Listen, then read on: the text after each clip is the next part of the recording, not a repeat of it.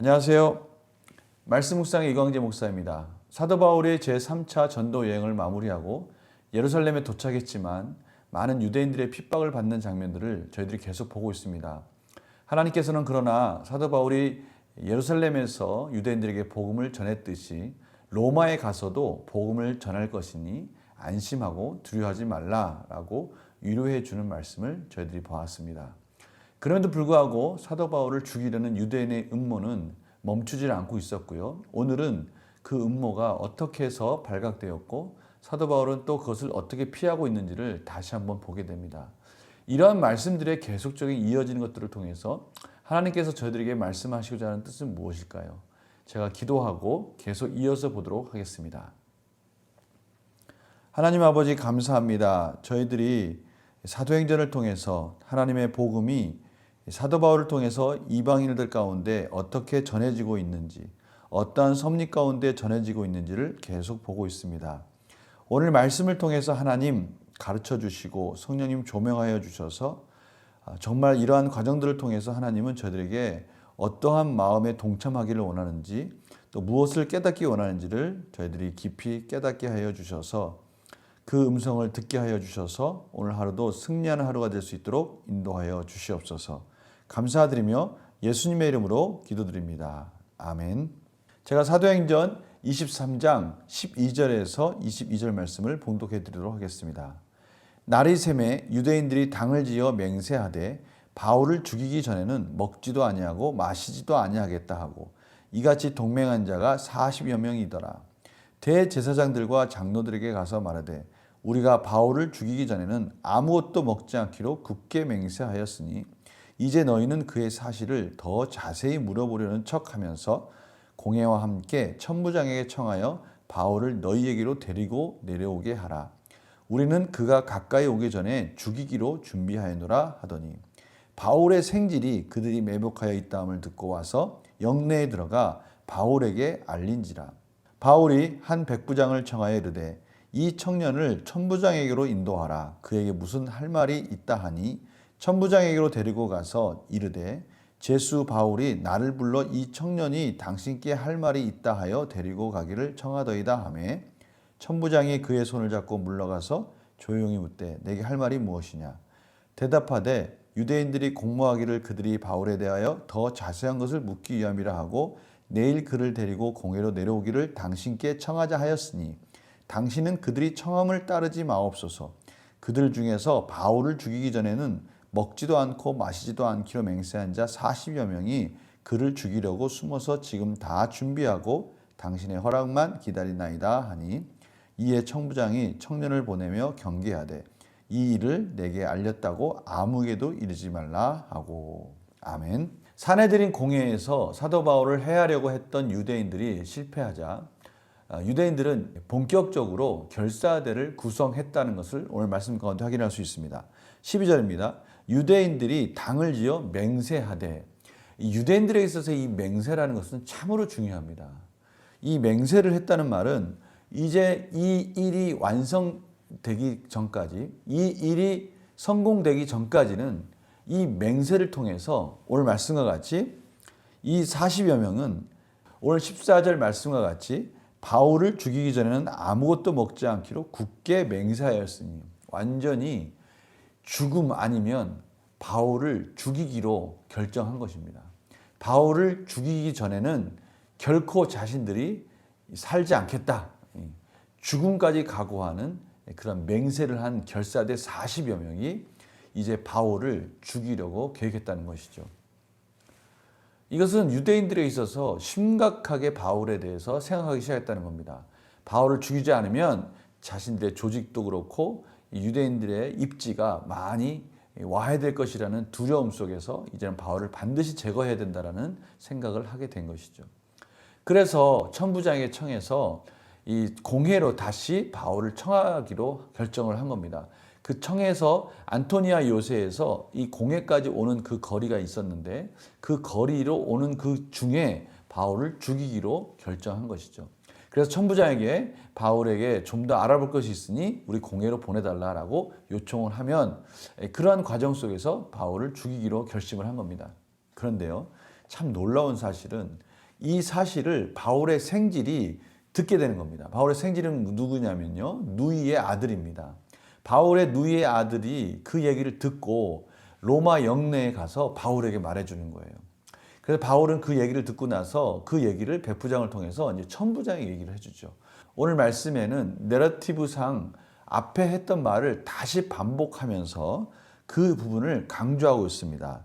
20절, 21절입니다. 앞에 여차저차해서 바울을 죽이려고 하는 사람들이 있으니 당신에게 청할 때 그 요청을 허락하지 마십시오라고 그 부분을 다시 한번 강조하고 있습니다. 이 얘기를 듣고 천부장은 바울을 다시 보호하기로 결심을 하고 그 청년에게, 바울의 생질에게 다른 사람한테는 말하지 말라라고 그렇게 권고하고 보내는 장면을 오늘 말씀 가운데 봅니다. 오늘 말씀을 통해서 사도 바울은 이제 유대인들에게 단순히 그냥 적대시되는 사람이 아니라 반드시 죽어야 하는 대상으로 지목됐다는 것을 저희들이 깨닫게 됩니다. 절체절명의 위기에 놓이게 된 바울의 모습, 이 모습을 통해서 바울은 이제 예루살렘에 더 이상 머무를 수 없는 상태까지 이른 것이죠. 오늘 말씀을 통해서 하나님 저희들에게 무엇을 말씀하시고자 하는지 문제를 풀면서 또 같이 한번 깊이 묵상해 보도록 하겠습니다.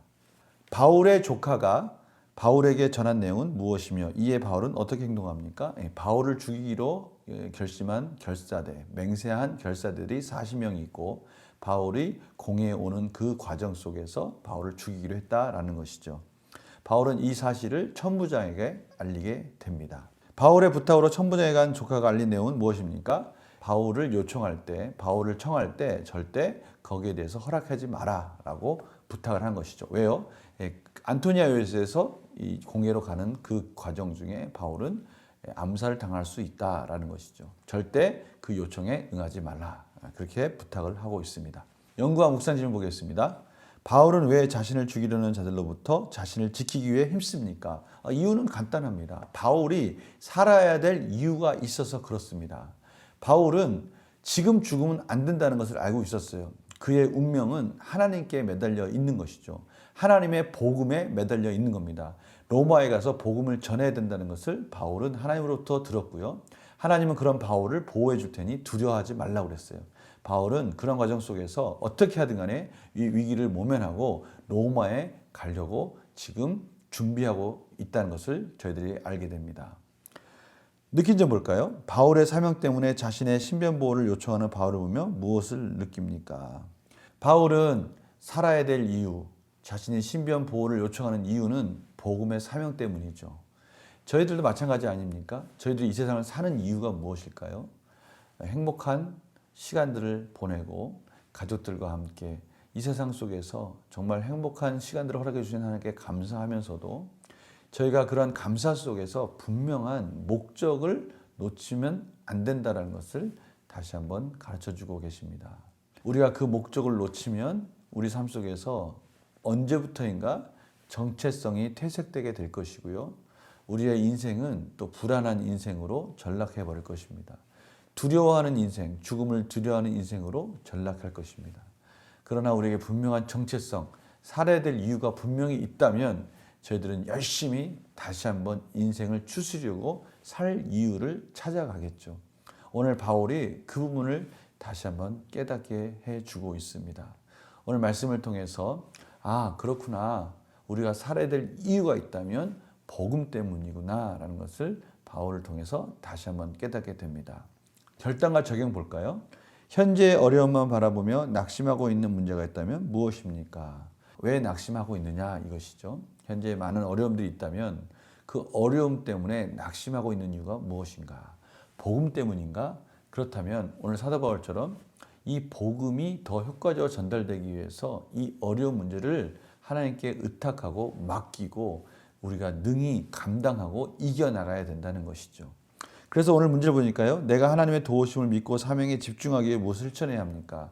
우리가 다시 추스리고 일어나서 한 걸음 한 걸음 앞으로 나갈 수 있는 이유는 복음 때문이고요. 그런 동기만 있다면 하나님께서 놀라운 은혜로 오늘 사도들과 같이 피할 길을 주시고요. 힘을 주시고 능력을 주시고 감당할 수 있도록 허락해 주신다는 것입니다.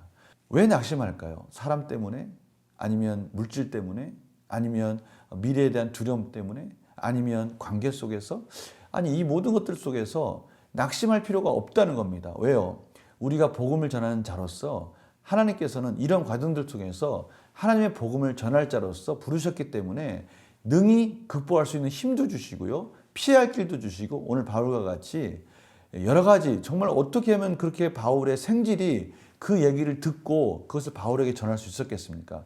그것은 하나님의 섭리입니다. 마찬가지죠. 저희들이 당당할 수 있고 다시 일어날 수 있는 이유는, 좌절하지 않고 다시 힘을 내서 달려갈 수 있는 이유는 우리에겐 사명이 있다는 거예요. 복음을 전할 사명이 있다는 것이죠.